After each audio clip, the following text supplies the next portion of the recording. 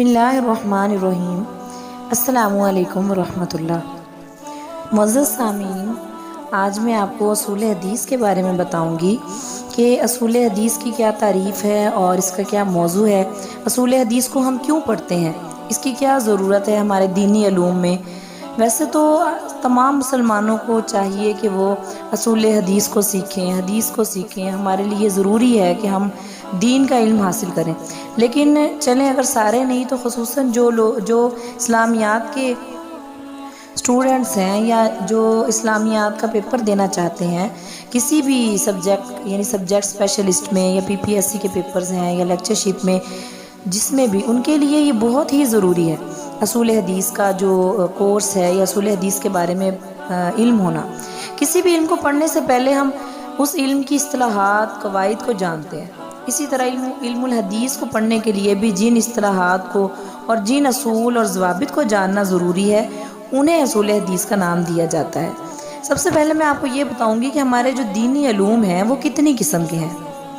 दीनी इल्म दो किस्म के हैं। एक तो है आलिया यानी आइन से आलिया। वो क्या है? आलिया की दो इकसाम है, एक तो किताबुल्लाह और एक सुन्नत रसूल। आली से है यानी बुलंद। और दीनी इल्म की जो दूसरी किस्म है वो आलिया है यानी टूल, आला। अब ये जो दीनी इल्म के टूल्स हैं ये कौन कौन से हैं?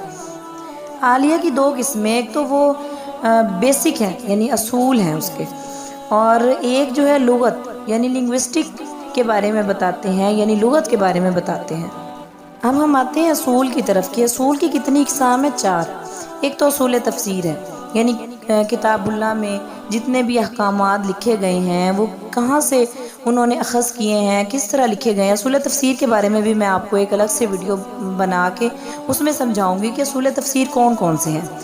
आज जो है वो हम बात करते हैं असूल हदीस के बारे में कि असूल हदीस को हमने पढ़ना है। और असूल की जो चार किस्में हैं मैं आपको वो क्लियर कर देती हूँ कि एक है असूल हदीस और एक है असूल फ़िक़्ह, और जो चौथे नंबर पे है वो असूल दीन है यानी अकीदा वगैरह। इनके जो असूल व ज़वाबित हैं उनके बारे में बताया जाएगा। और लुगत की कौन कौन सी इकसाम है? लुगत को भी चार किस्मों पर डिवाइड किया गया।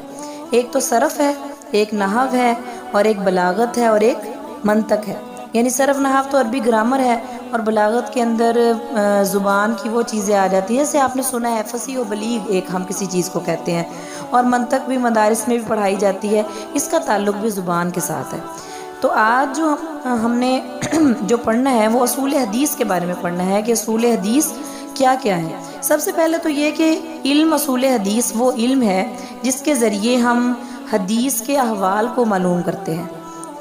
क्या यानी क्यों हम मालूम करते हैं हदीस के अहवाल को? इसकी वजह क्या है?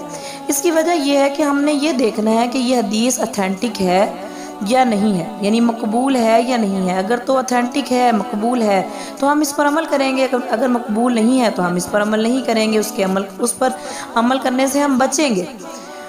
और हदीस की ऑथेंटिसिटी का पता कैसे चलेगा? हदीस फिर हम उसको दो चीज़ों में डिवाइड कर देते हैं, यानी दो चीज़ें हैं हदीस में। एक तो हदीस की सनद है और एक हदीस का मतन है। पहले आपको मैं बताऊंगी कि सनद को हमने किस तरह से चेक करना है कि ये ऑथेंटिक है या ऑथेंटिक नहीं है। उसके बाद हम देखेंगे कि मतन के अंदर यानी मतन भी ओरिजिनल है या कि किसी ने सनद तो बिल्कुल ठीक है लेकिन मतन में आके कोई ना कोई चेंजिंग कर दी है। उसके बारे में हम लोग पढ़ेंगे। सबसे पहले सनद के बारे में मैं आपको बताऊँगी कि सनद कहते हैं रवायत करने वालों को। तो हदीस की तकसीम इस हिसाब से दो किस्म की है, एक तो ख़बर मतवातिर है और एक ख़बर वाहिद है। ये इनको हम नाकिलीन भी कहते हैं यानी नकल करने वाले। एक ने दूसरे से नकल किया, फ़लान फ़लान फ़लान, एक दूसरे से इन्होंने नकल किया है या एक दूसरे से इन्होंने रवायत किया है। तो इस एतबार से जो हदीस की इकसाम है वो कितनी है? वो दो हैं, मुतवातिर है और अहाद है। फिर हम मुतवातिर के बारे में, मुतवातिर को भी दो चीज़ों में हम तकसीम कर देते हैं। एक तो मुतवातिर लफ्ज़ी है और दूसरा मुतवातिर मानवी है। ठीक है। अब सबसे पहले मैं आपको बताऊंगी कि हदीस की क्या तारीफ़ है। हदीस कहते हैं कि नबी करीम सल्लल्लाहु अलैहि वसल्लम, सहाबा कराम, ताबीन का जो कौल, फ़ेल और तकरीर है उसको हदीस कहते हैं, और इसको ख़बर और असर भी कहते हैं। اب حدیث کی تقسیم یعنی جو ہم نے خبر متواتر کے اعتبار سے کی ہے، ناقلین کے اعتبار سے کی ہے، تو خبر متواتر کی میں نے آپ کو بتایا کہ 2 قسمیں ہیں۔ جو ہے نا متواتر لفظی، اس کا کیا مطلب ہے اور مانوی کا کیا مطلب ہے، یہ ان کے ناموں سے ہی اس کی سمجھ آ رہی ہے۔ تو خبر متواتر کہتے ہیں وہ حدیث کہ جس کے روایت کرنے والے، جس کے نقل کرنے والے ہر زمانے میں اتنے زیادہ ہوں کہ وہ سب ایک بات پر، جھوٹی بات پر اتفاق نہ کر سکیں، یعنی اتنی بڑی جماعت اس کو ہر دور میں روایت کر رہی ہے کہ جھوٹ پر ان کا اتفاق کر لینا محال ہے، تو وہ کیا ہوگی، وہ والی خبر خبر متواتر ہوگی۔ اور اگر متواتر لفظی ہے تو اس کا معنی ہم یہ کہیں گے کہ جس کے لفظ اور معنی تواتر سے ہوں، یعنی نہ تو اس کے لفظوں میں کوئی ہیر پھیر ہوا ہے اور نہ ہی کوئی معنی میں، بلکہ جیسے ہی نبی کریم صلی اللہ علیہ وسلم کی زبان مبارک سے ادا ہوئے ہیں ویسے ہی ہم تک پہنچ گئے ہیں۔ اور متواتر مانوی کا مطلب ہے کہ جس حدیث کے معنی تواتر سے ثابت ہوں مگر لفظ نہیں، کہ مطلب تو ہم تک پہنچا ہے لیکن لفظوں میں تھوڑی سی تبدیلی ہے، تو اسے کیا کہتے ہیں، متواتر حدیث کہتے ہیں۔ متواتر تواتر سے ہے، لگاتار ہونا، مسلسل ہونا۔ اس موضوع پر جو مشہور کتابیں لکھی گئی ہیں ان میں سے میں آپ کو 2 بتا دیتی ہوں۔ ایک تو حافظ جلال الدین سیوطی کی ہے، قطف الازہار المتناثرہ فی الحدیث المتواترہ، متناثرہ اثر سے ہے، اور اس کتاب میں تقریباً 113 متواتر روایات موجود ہیں۔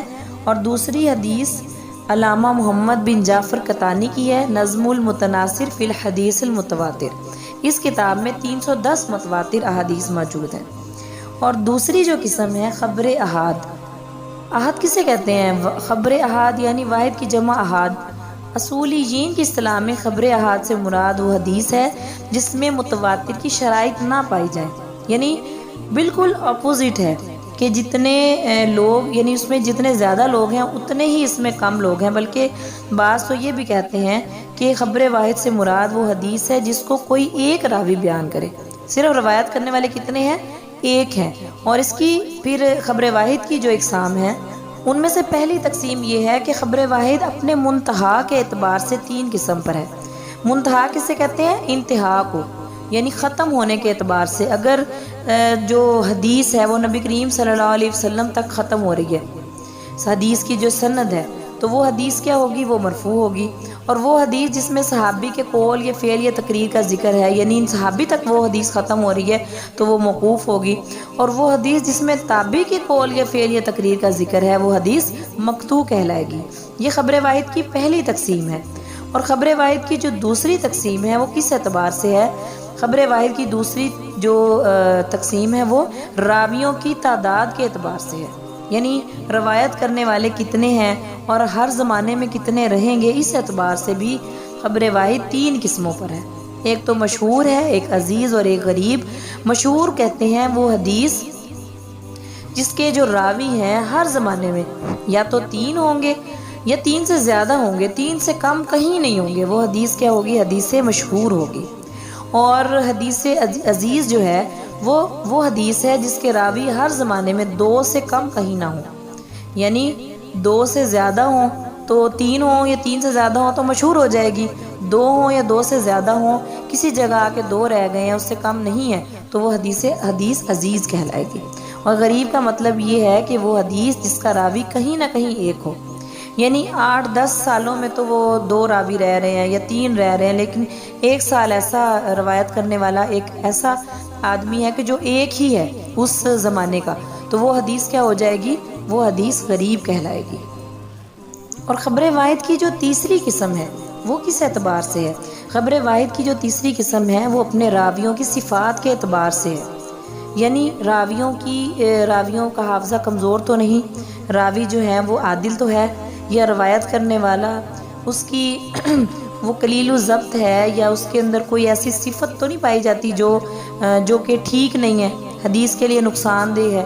تو یہ ساری چیزیں، ان چیزوں کے اعتبار سے یعنی راویوں کی صفات کے اعتبار سے خبر واحد کی کتنی قسمیں ہیں، 16 قسمیں ہیں۔ سب سے پہلے تو ہے صحیح لذاتی، حسن لذاتی، ضعیف، صحیح لغیرہ، حسن لغیرہ، موضوع، متروک، شاذ، محفوظ، منکر، معروف، معلل، مضطرب، مقلوب، مصحف اور مدرج۔ سب سے پہلا صحیح لذاتی ہی، اس کی تقسیم کی سب سے پہلی قسم صحیح لذاتی ہی ہے۔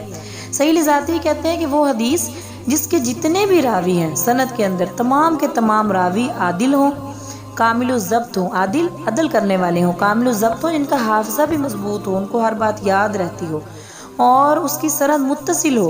متصل کا مطلب یہ ہے کہ نبی کریم صلی اللہ علیہ وسلم تک تمام کے تمام راوی موجود ہیں، کہیں سے کوئی راوی گرا ہوا نہیں ہے۔ اور چوتھی اس کی جو شرط ہے وہ یہ ہے کہ معلل اور شاذ ہونے سے محفوظ ہو۔ اب معلل اور شاذ کسے کہتے ہیں؟ شاذ کہتے ہیں کہ وہ حدیث جس کا راوی خود سیکھا ہو مگر ایسی بڑی جماعت کی مخالفت کر رہا ہو جو اس سے زیادہ سیکھا ہے۔ تو صحیح لذاتی ہی کیا ہوگی؟ اگر وہ شاذ نہیں ہے تو پھر وہ صحیح لذاتی ہی بنے گی، یعنی اس کا کوئی راوی، یعنی جو اس کو روایت کرنے والے ہیں ان میں سے کوئی راوی بھی ایسا نہیں ہے کہ جو اپنے سے زیادہ سیکھا لوگوں کی مخالفت کر رہا ہو۔ اور معلل کا مطلب ہوتا ہے کہ اس میں کوئی بھی ایسی علت خفیہ ہے جو حدیث کی صحت میں نقصان دیتی ہے۔ صحت کا مطلب ہے صحیح ہونے میں نقصان دیتی ہے، اور اس کو معلوم کرنا ہمارا کام نہیں ہے۔ ہم نہیں معلوم کر سکتے کہ اس حدیث کے اندر ایسی کیا خفیہ علت ہے، ہر شخص نہیں جانتا۔ یہ کام صرف ماہر فن، یعنی جو محدث ہیں بہت بڑے بڑے، وہ ہی بتا سکتے ہیں کہ اس کے اندر اس حدیث میں کیا ایسی خفیہ بات ہے جس کی وجہ سے اس میں کوئی علت پائی جا رہی ہے۔ تو وہ جس بھی حدیث میں کوئی علت پائی جائے گی وہ حدیث صحیح نہیں ہوگی۔ تو صحیح لذاتی ہی کے بارے میں نے آپ کو بتایا کہ صحیح لذاتی ہی کون سی حدیث ہے؟ وہ حدیث ہے جس کے کل راوی عادل ہوں، کامل الضبط ہوں، اور ان کی سند متصل ہو، نبی کریم صلی اللہ علیہ وسلم تک ملی ہو، اور معلل اور شاذ ہونے سے محفوظ ہو۔ اور دوسرے نمبر پہ حسن لذاتی ہی وہ حدیث ہے جس کے راوی میں صرف ضبط ناقص ہو، باقی ساری کی ساری شرائط صحیح لذاتی ہی والی موجود ہوں، وہ کیا ہوگی؟ حسن لذاتی ہی۔ یعنی صرف ایک چیز کا فرق ہے کہ راوی کا جو ضبط ہے وہ ناقص ہو، باقی ساری کی ساری شرائط صحیح لذاتی ہی والی ہوں، یعنی اس کی سند بھی متصل ہو، وہ معلل اور شاذ بھی نہ ہو، اور اس کے سارے راوی بھی عادل ہوں۔ اور ضعیف کہتے ہیں اس حدیث کو جس کے راوی میں حدیث صحیح اور حسن کی شرائط نہ پائی جائے، یعنی جو حدیث سے صحیح اور حسن کی شرائط میں نے آپ کو بھی بتائی ہیں کہ راوی عادل ہے، کامل الضبط ہے، اس کی سند متصل ہے، معلل اور شاذ نہیں ہے، اس ساری کی ساری شرائط جس حدیث میں نہ پائی جائیں وہ حدیث ضعیف کہلائے گی۔ ہاں جی، اس کے بعد صحیح لغیری ہی ہے۔ صحیح لغیری ہی کہتے ہیں اس حدیث حسن لذاتی ہی کو جس کی بہت سی سندیں ہوں، یعنی حسن لذاتی ہی تو ہے، اس کے اندر کیا ہے کہ ضبط بھی ناقص ہے اس کا راوی کا، اور شرائط صحیح لذاتی ہی والی موجود ہیں، لیکن اس کی سندیں متعدد ہیں، تو وہ کیا ہوگی؟ وہ صحیح لغیری ہی بن جائے گی، یعنی اپنے غیر کی وجہ سے وہ صحیح ہوئی ہے وہ حدیث۔ اور حسن لغیری اس حدیث ضعیف کو کہتے ہیں کہ جس کی سندیں متعدد ہیں، کہ ساری کی ساری شرائط کون سی پائی جا رہی ہیں؟ ضعیف والی، لیکن چونکہ اس کی سندیں متعدد ہیں، بہت ساری سندیں ہیں، تو اس لیے وہ ضعیف حدیث حسن لغیری ہی بن جائے گی۔ اور موضوع وہ حدیث ہے جس کے راوی پر نبی کریم صلی اللہ علیہ وسلم کی حدیث پر جھوٹ بولنے کا کوئی تان موجود ہو، یعنی کبھی نہ کبھی الزام لگا ہو، تو وہ کیا ہوگی؟ ان کی لکھی ہوئی حدیث موضوع ہوگی۔ اس کے بارے میں نے آپ کو ایک واقعہ بھی سنایا ہے جو امام بخاری کے بارے میں ہے، اور میری وہ صحیح ستہ والی جو ویڈیو اس میں بھی میں نے بتایا کہ امام بخاری کے اوپر ایک دفعہ الزام لگا دیا گیا تھا نا، کہ آپ سفر کر رہے تھے اور آپ تاجر تھے، اور سارے سال کی کمائی آپ ایک ہی دفعہ کر لیتے تھے تاکہ سارا سال آپ حدیث کا کام آسانی سے کر سکیں۔ تو امام بخاری رحمہ اللہ جو ہیں وہ سفر کر رہے تھے، بحری جہازوں میں سفر کیا جاتا تھا، کافی ساری شرفیاں آپ کے پاس تھیں، اس وقت دینار تھے، شرفیاں تھیں، کافی ساری آپ کے پاس تھیں، تو آپ نے ساتھ والے کو بتایا کہ یہ میرے پاس اتنی ساری شرفیاں ہیں، تو وہ جو ساتھ والا تھا نا آدمی، اس نے الزام لگا دیا، اس نے یہ کہا کہ امام بخاری جو ہیں یہ چور ہیں اور انہوں نے میری یہ شرفیاں چوری کی ہیں۔ اب پتہ تو تھا امام بخاری کو کہ سارے لوگ مجھے جانتے ہیں، اور کسی نے ہر ایک کو بتایا کہ یہ میرے اوپر الزام لگا رہا ہے، اس کے باوجود بھی امام بخاری نے وہ جتنی بھی تھیلی تھی شرفیوں والی وہ ساری کی ساری اس میں سمندر میں پھینک دی۔ اب جب تلاشی لی گئی، سارا کچھ چیک ہوا، تو امام بخاری کے پاس تو شرفیاں نکلی نا۔ اب وہ آدمی بڑا شرمندہ ہوا اور اس نے آ کر کہا امام بخاری سے، معافی مانگی کہ میں نے بہت غلط کام کیا، لیکن مجھے یہ بتائیں کہ آپ کے پاس اشرفیاں تھی تو صحیح، وہ کہاں آپ نے چھپائی ہیں جو کسی کو ملی نہیں؟ اب امام بخاری نے کہا کہ دیکھو وہ میں نے سمندر میں پھینک دی۔ وہ آدمی تو سر پکڑ کے بیٹھ گیا کہ آپ نے سمندر میں کیوں پھینکی؟ آپ کو پتہ نہیں تھا کہ الزام تو ہر کوئی مجھے ہی جھوٹا بنائے گا، آپ کو جھوٹا نہیں بنائے گا، اور وہ اشرفیاں آپ ہی کی تھی، پھر کیوں آپ نے پھینکی؟ حضرت امام بخاری نے کیا کہا؟ انہوں نے کہا کہ تم کیا جانو کہ میں کون سا کام کر رہا ہوں، میں کتنا بڑا کام کر رہا ہوں۔ میں جتنا بڑا کام کر رہا ہوں، میں نہیں چاہتا کہ کبھی مجھ پہ ایک تانا بھی لگے، ایک چھوٹی سی لوگ بات بھی کریں کہ فلاں وقت میں امام بخاری پہ چوری کا الزام لگا تھا۔ باقی چیزیں بات کی ہیں کہ وہ الزام سچا ہوا یا جھوٹا ہوا یا کیا نہیں ہوا، میں یہاں تک بات کو نہیں لانا چاہتا کہ ایک دفعہ الزام لگا تھا، یہ بھی جو ہے وہ مجھے برداشت نہیں ہے، کیونکہ میں نبی کریم صلی اللہ علیہ وسلم کی حدیث کا کام کر رہا ہوں۔ تو محدث جو تھے انہوں نے اس طرح سے احادیث کو جمع کیا، اور کس طرح انہوں نے یعنی محنتوں کے ساتھ حدیث کو جمع کیا، اور اس کے بعد اس کی اتھینٹسٹی کو بھی چیک کیا کہ یہ مقبول ہے یا غیر مقبول ہے، اس طرح علیحدہ کیا۔ انہوں نے اتنا بڑا کام کیا، اور آج ہمارے لیے اصول حدیث کے اندر یہ جو 2-4 اقسام کی تعریفیں ہیں، یہ یاد کرنی ہمیں بہت مشکل لگتی ہیں۔ تو اس لیے یہ کہ نبی کریم صلی اللہ علیہ وسلم کی محبت میں آ کے ان چیزوں کو یاد کرنا چاہیے، یہ ہمارے لیے ضروری ہیں۔ جو لوگ یہ کہتے ہیں کہ حدیث تو بہت پرانی لکھی گئی تھی، وہ پتہ نہیں ٹھیک بھی تھی یا نہیں ٹھیک تھی، تو ہمارے پاس ان چیزوں کا علم ہوگا تو ہم انہیں بتا سکیں گے نا کہ کتنا زیادہ کام کیا مسلمانوں نے، حدیث کو جمع کیا، تو پھر ایسے جمع نہیں کیا کہ جس کے دل میں جو آیا اس نے لکھ دیا، بلکہ اس کا خیال رکھا کہ وہ کتنی اتھینٹک ہے۔ اچھا جی، بات کہاں سے شروع ہوئی تھی؟ موضوع سے شروع ہوئی تھی کہ وہ حدیث جس کے راوی پر نبی کریم صلی اللہ علیہ وسلم کی حدیث میں جھوٹ بولنے کا کوئی تان موجود ہو۔ ہاں جی، ساتویں نمبر پہ متروک ہے۔ متروک کہتے ہیں چھوڑ دینا، یعنی وہ حدیث جس کا راوی متہم بالکذب ہو، یا وہ روایت قواعد معلومہ فی الدین کے مخالف ہو، کہ یا تو اس میں جھوٹ بولنے کا الزام ہو یا پھر وہ دین پر عمل کرنا کرتا ہو، وہ کیا ہوگی؟ وہ حدیث متروک ہوگی، اسے چھوڑ دیا جائے گا۔ شاذ کہتے ہیں وہ حدیث جس کا راوی خود تو سکھا ہو، مگر اپنے سے زیادہ سکھا جماعت کی کیا کر رہا ہو؟ مخالفت کر رہا ہو، تو وہ حدیث شاذ ہوگی۔ اور محفوظ کسے کہتے ہیں؟ محفوظ کہتے ہیں ایسی حدیث کو کہ جو شاذ کے مقابل ہو۔ مقابل کا کیا مطلب ہے؟ یعنی اس کے اپوزٹ ہو بالکل۔ مطلب یہ ہے کہ حدیث تو ہے جسے اوثق راوی، ثقہ راوی کی روایت کی مخالفت کرتے ہوئے بیان کرے، ٹھیک ہے؟ تو واضح یہ رہے کہ شاذ مردود اور غیر مقبول حدیث ہوتی ہے، جبکہ محفوظ مقبول ہوتی ہے حدیث۔ ہاں جی، نمبر 10 پہ ہے منکر۔ منکر کون سی حدیث ہے؟ منکر انکارا سے اسم مفعول ہے، اور اصطلاح میں سے مراد وہ حدیث ہے جس کو ضعیف راوی ثقہ راوی کی مخالفت میں بیان کرے۔ شاذ کا راوی مقبول ہوتا ہے، جبکہ منکر کا راوی ضعیف ہوتا ہے، ٹھیک ہے؟ یہ اس میں فرق ہے۔ اور معلل کہتے ہیں، میں نے پہلے بھی بتایا ہے کہ جس حدیث میں کوئی ایسی علت چھپی ہوئی ہے جو صحت حدیث میں نقصان دیتی ہے، وہ حدیث معلل ہوگی، اور اس علت کو سمجھنا ہمارا کام نہیں ہے، بلکہ یہ محدثین کا کام ہے، اور انہوں نے اس پہ کام کیا بھی ہے۔ ہماری جہاں نیت ہوگی ہم کہیں گے یہ جی علت ہے، اور جہاں نیت نہیں ہوگی وہاں پہ ہم اس حدیث کو نہیں مانیں گے۔ تو یہ جو چیزیں ہیں یہ ہم نہیں یہ کر سکتے۔ ہاں جی، نمبر 13 پہ ہے مضطرب۔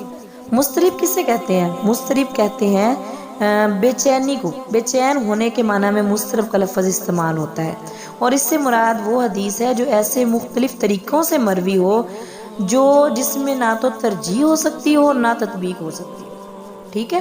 اور مقلوب کہتے ہیں، مقلوب کا مطلب ہوتا ہے الٹ پلٹ کرنا۔ اسلام میں اس سے مراد وہ حدیث ہے جس کی سند یا متن میں راوی تقدیم یا تاخیر کر دے اور ایک لفظ کو دوسرے لفظ سے بدل دے۔ قلب کبھی سند میں واقع ہو اور کبھی متن میں، یعنی الٹ پلٹ ہونا، یعنی کبھی تو وہ سند میں الٹ پلٹ کر دیتا ہے، راویوں کو آگے پیچھے کر دیتا ہے، اور کبھی وہ متن میں الٹ پلٹ کر دیتا ہے، تو اس کو کیا کہیں گے؟ مقلوب کہیں گے۔ اور مقلوب کی پھر 2 قسمیں بتائی گئی ہیں، ایک تو مقلوب السند اور ایک مقلوب المتن، کہ اگر سند میں وہ الٹ پلٹ کرے گا تو مقلوب السند ہے، اور اگر وہ متن میں الٹ پلٹ کرے گا کسی بھی چیز کو تو وہ مقلوب المتن ہوگا۔ ہاں جی، 15ویں نمبر پہ مصحف ہے۔ مصحف کہتے ہیں وہ حدیث جس میں باوجود صورت خطی باقی رہنے کے نقطوں، حرکتوں، سکونوں کے تغیر کی وجہ سے تلفظ میں غلطی واقع ہو جائے۔ کوئی بھی لفظ ہے، جیسے آپ اس کی مثال لے لیں کہ جیسے وہ ایک بڑا مشہور شعر ہے کہ ایک نقطے نے ہمیں محرم سے مجرم کر دیا، اس طرح سے ہے۔ تو محرم ایک لفظ ہے اور اس کے نیچے اگر ایک نقطہ لگا دیا جائے تو وہ مجرم بن جائے گا۔ بالکل یہی چیز ہے کہ خطی صورت تو باقی ہے، لیکن نقطوں اور حرکتوں اور سکونوں کا تغیر وہاں پہ آ جاتا ہے اور تلفظ ہی غلط ہو جاتا ہے۔ وہ حدیث کیا ہوگی؟ وہ حدیث مصحف ہوگی۔